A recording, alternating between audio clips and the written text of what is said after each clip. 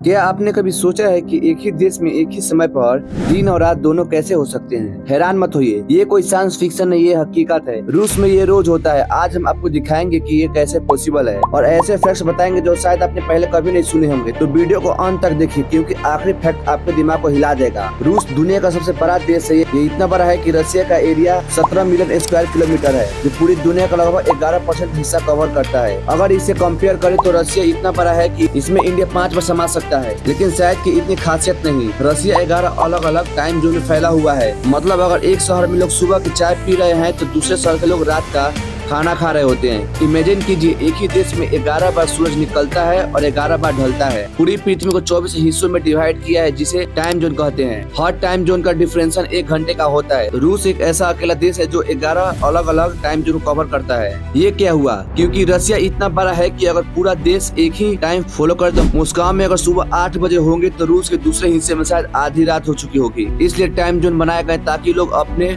Local सूरज के हिसाब से समय को तय कर सके। मान लीजिए आप रशिया के पश्चिमी हिस्से कैलिनाग्राड में खड़े हैं और वहाँ सुबह के 6 बजे हैं। इसी वक्त रशिया के दूसरे कोने कमचटा पेंसिनुला के शाम के 6 बज चुके होंगे।